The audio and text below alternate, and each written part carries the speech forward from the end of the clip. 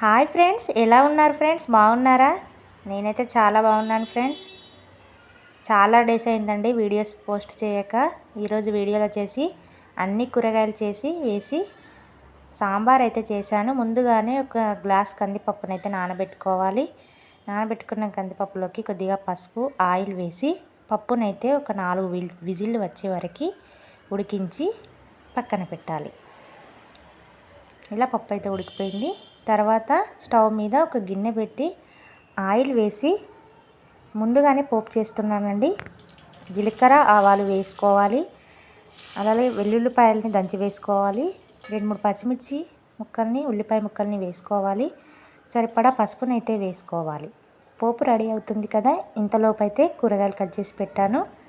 ఇలా ములక్కాయ, టమాటా, మళ్ళీ ఉల్లిపాయలు, పచ్చిమిర్చి, సోరకాయ, ఒక ఆలు, అలాగే వంకాయ కూడా, బెండకాయ ముక్కలు కూడా వేసుకోవాలి. ఇలా ములక్కాయలు వేసాను. అలాగే టమాటా ముక్కల్ని, సొరకాయ ముక్కల్ని, వంకాయ ముక్కల్ని, ఆలు ముక్కల్ని, ఒక 2 బెండకాయ ముక్కల్ని కూడా వేసాను.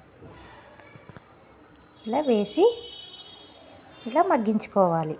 ఇలా మూత పెట్టడం వల్ల ముక్కలు అనేవి మంచిగా మగ్గుతాయి కదా. ఒక 5-10 నిమిషాల తర్వాత ఇలా కారం పొడి అయితే వేసాను. 2 స్పూన్ల వరకు కారం పొడి వేసాను. సాల్ట్ కూడా వేసాను. ఇలా కారం పొడి ముక్కలకి పట్టే విధంగా కలుపుకోవాలి. ఇందులోకి నేను కరివేపాకు ఫస్ట్ వేయడం మర్చిపోయానండి. కరివేపాకు రెమ్మల్ని కూడా వేసాను. వేసి మరి ఒకసారి కలుపుకోవాలి. ముందుగానే చింతపండు అయితే నానబెట్టాను. నానబెట్టుకున్న చింతపండు రసంని అయితే వేసి ఇలా మరికొద్దిగా కరివేపాకును వేసుకుంటే మరింత రుచిగా ఉంటుందండి. ఇలా చారునైతే మరిగించుకోవాలి. ఇలా మరుగుతున్న చారులోకి ముందుగానే ఉడకబెట్టుకున్నాం కదా కందిపప్పునైతే వేసి, చారు అనేది ఎంత మరిగితే అంత రుచిగా ఉంటుందండి. ఇందులోకి కొద్దిగా జీలకర్ర మెంతుల పౌడర్ని అలాగే వేసుకుంటే కొంచెం సాంబార్ పౌడర్ని వేసుకోండి. నేను కొద్దిగా వేసాను సాంబార్ పౌడర్ అనేది. వేసి ఇలా దగ్గరికి అయ్యే వరకు మరిగించుకోవాలి పులుసుని.